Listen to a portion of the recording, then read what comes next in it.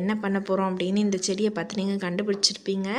பாவக்காய் பக்கோடா. அதுவும் எங்கள் வீட்லேயே இந்த பாவக்காய் வச்சு எப்படி ஃப்ரெஷ்ஷாக நம்ம பக்கோடா செய்யலான்றதை இப்போ பார்க்கலாம்.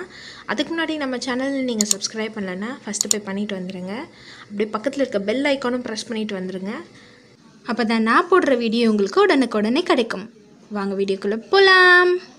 முதல்ல ஒரு அகலமான பாத்திரத்தில் இந்த மாதிரி பாவக்காவை மெலிசாக ரவுண்டாக கட் பண்ணிக்கோங்க. உள்ளே இருக்க விதையெல்லாம் எடுத்துருங்க. அடுத்ததாக பார்த்திங்கன்னா இதில் கொஞ்சம் உப்பு போட்டு நல்லா ஒரு 1/4 ஹவர் ஊற விட்டுருங்க. அதில் இருக்க கசப்பு தன்மைலாம் போயிடும். கொஞ்சம் நேரம் கழித்து பார்த்திங்கன்னா இந்த மாதிரி உங்களுக்கு தண்ணி விடும் பாவக்காயிலேருந்து. அடுத்ததாக பார்த்திங்கன்னா ஒரு பாத்திரத்தில் கொஞ்சமாக கடலை மாவு, கொஞ்சம் அரிசி மாவு, அப்புறமா கொஞ்சம் வெறும் மிளகாய்த்தூள், அடுத்ததாக தேவையான அளவு சால்ட் கொஞ்சம் சேர்த்து இப்போதைக்கு ஒரு 1/2 டம்ளர் தண்ணி சேர்த்துக்கோங்க. அடுத்ததாக பார்த்திங்கன்னா நம்ம பாவக்காவை தண்ணி ஊற்றி நல்லா அலசி புழிஞ்சு இதில் சேர்த்துக்கோங்க. பாவக்காயில் தண்ணி இருந்துச்சுன்னா மசாலா அதில் ஒட்டாது, அதனால் நல்லா புழிஞ்சு சேர்த்துக்கோங்க. இந்த மாதிரி சேர்த்ததுக்கப்புறமா இப்போ பிசைய ஸ்டார்ட் பண்ணிடலாம். இந்த மாதிரி பிசையும் போது தேவைன்னா கொஞ்சமாக தண்ணி சேர்த்துக்கோங்க. பிசையும் போது பாவக்காயில் ஒரு கோட்டிங் வர மாதிரி நம்ம பிசையணும். அந்தளவுக்கு திக்காக பிசையணும், தண்ணி ஊற்றி பிசையக்கூடாது. இந்த ஸ்டேஜில் நீங்கள் உப்பு காரம்லாம் செக் பண்ணி ஒரு 15 மினிட்ஸ் இதில் ஊற விட்டுருங்க.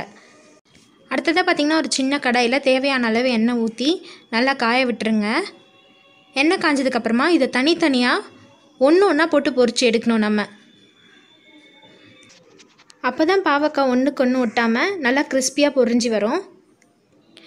எண்ணெய் நல்லா பொரிஞ்சு வரும் நம்ம பாவக்காய் போட்டதும். பாவக்காய் கொஞ்சம் கொஞ்சமாக வேக ஆரம்பிக்கும் போது நல்லா கிறிஸ்பியாக வரும்போது எண்ணெய்லாம் சுத்தமாக அடங்கிடும். அந்த ஸ்டேஜில் நம்ம பாவக்காவை எடுத்துடலாம் எண்ணெயிலேருந்து. அவ்வளோதாங்க, ஒரு சூப்பரான பாவக்காய் பக்கோடா ரெசிபி ரெடி ஆயிடுச்சு. இது ஈவினிங் ஸ்நாக்ஸாக நீங்கள் எடுத்துக்கலாம். ரொம்பவே கிறிஸ்பியாக இருக்கும் சாப்பிட்றதுக்கும். முன்னாடியே நம்ம உப்பு போட்டு ஊற வச்சதுனால இதில் கசப்பு ரொம்பவே கம்மியாக இருக்கும். குழந்தைங்கள்லேருந்து பெரியவங்க வரைக்கும் எல்லாருக்கும் கொடுத்து என்ஜாய் பண்ணுங்கள். இந்த ரெசிபியை நீங்கள் கண்டிப்பாக வீட்டில் ட்ரை பண்ணி எனக்கு கமெண்ட் செக்ஷனில் எப்படி இருக்குன்னு சொல்லுங்கள். நெக்ஸ்ட் வீடியோவில் உங்களுக்கு ஒரு புது ரெசிபியோடு வந்து பார்க்குறேன். அப்புறம் நம்ம சேனலில் மறக்காமல் லைக் பண்ணுங்கள், ஷேர் பண்ணுங்கள், சப்ஸ்கிரைப் பண்ணுங்கள். And thank you for watching.